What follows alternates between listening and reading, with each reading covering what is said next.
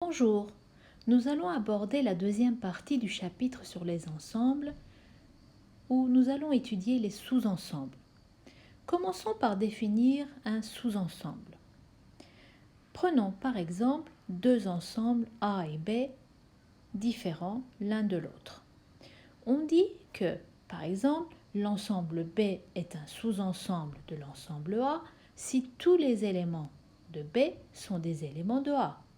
Mais vice-versa, on peut dire que l'ensemble A est un sous-ensemble de B si tous les éléments de A sont des éléments de B. On note B est inclus dans A ou B est inclus ou égal à A. Et ça s'écrit comment? B, C prolongé, A. Ou bien B, C prolongé égale A. Et ça se lit B est inclus dans A. Par exemple, si on prend A égale 1, 2, 3, 4, 5, 6 et B égale 3, 6.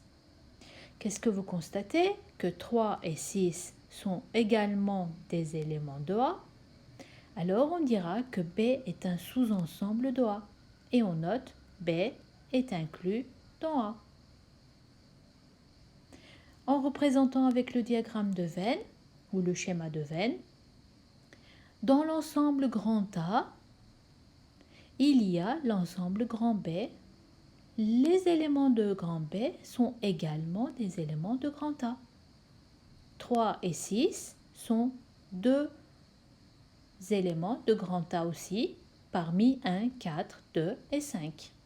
Donc on dira que B est inclus dans A. Voyons quelques propriétés. Première propriété, l'ensemble vide est un sous-ensemble de n'importe quel ensemble. C'est-à-dire, l'ensemble vide est le plus petit sous-ensemble de n'importe quel ensemble. Donc, l'ensemble vide est inclus dans A. Deuxième propriété, tout ensemble est un sous-ensemble de lui-même. Alors, on dira que A est inclus dans A. Troisième propriété, si A est inclus dans B et B est inclus dans C, alors A est inclus dans C. Quatrième et dernière propriété, si A est inclus dans B et B est inclus dans A, alors on dira que A est égal à B. Voilà pour les propriétés. Maintenant, voyons le cardinal des sous-ensembles. Cardinal, c'est-à-dire le nombre d'éléments. Par définition, si je prends par exemple un ensemble A de cardinal n et P de A représente l'ensemble de tous les sous-ensembles de A. Nous allons voir à combien est égal ce P de A. Eh bien, le nombre de sous-ensembles de A est noté S de P de A, S pour dire cardinal, ou N, on peut aussi utiliser N. À quoi est-il égal? Eh bien, il est égal à 2 puissance N. 2 puissance N représente le nombre de sous-ensembles de l'ensemble A qui a pour cardinal N. Étudions cette formule sur 3 exemples. Commençons par un ensemble A, un petit ensemble grand A, où il y a un élément. Donc le cardinal de grand A est égal à 1. Regardons ces sous-ensembles. Les sous-ensembles de A sont l'ensemble vide, ce qu'on a vu tout à l'heure dans les propriétés, et l'ensemble lui-même. Donc au total, 1, 2 sous-ensembles. Alors, le cardinal de P de A est égal à 2. Ce 1, observez, c'est le cardinal de A. Continuons. Deuxième exemple, B, un ensemble à deux éléments. Petit a, petit b. Cardinal 1, 2. Regardons les sous-ensembles de grand B, l'ensemble vide, l'ensemble avec petit a, un seul élément, le sous-ensemble avec petit b, un seul élément, et le sous-ensemble petit a, petit b, c'est-à-dire lui-même. Donc si vous comptez, vous avez 1, 2, 3, 4. Donc le cardinal de P de B est égal à 4. Et 4, observez, c'est égal à 2 puissance 2. 2 puissance 2, la puissance, c'est le cardinal de l'ensemble B. Troisième et dernier exemple, on prend un ensemble C à 3 éléments. C égale A, B, C, c'est-à-dire le cardinal de C est égal à 3. Écrivons les sous-ensembles de C.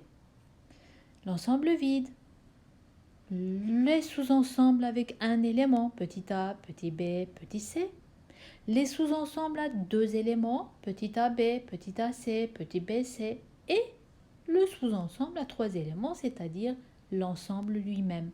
Si vous comptez, n'oubliez pas de compter bien entendu l'ensemble vide, vous allez voir que vous allez trouver 8. Et 8, c'est 2 puissance 3. Et 3, c'est le cardinal de l'ensemble C. Donc au final, si vous avez un ensemble A de cardinal n, eh bien le nombre de sous-ensembles de A est égal à 2 puissance n. Voilà la formule que je vous ai donnée tout à l'heure. Maintenant, une petite remarque. Les sous-ensembles d'un ensemble A, sauf lui-même, eh bien, ça s'appelle les sous-ensembles propres. Les sous-ensembles propres. Qu'est-ce que c'est le cardinal des sous-ensembles propres?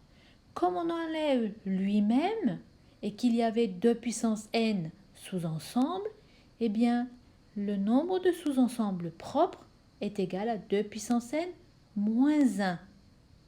Mais attention, ne confondez pas 2 puissance n moins 1 et 2 à la puissance n moins 1. 2 puissance n moins 1 et 2 à la puissance n moins 1. Donc ce sont deux choses complètement différentes. Voyons un exemple avant de terminer cette deuxième partie de cours. Je prends un ensemble A, 1, 2, 3. Le cardinal de A est égal à 3. Écrivons les sous-ensembles de A.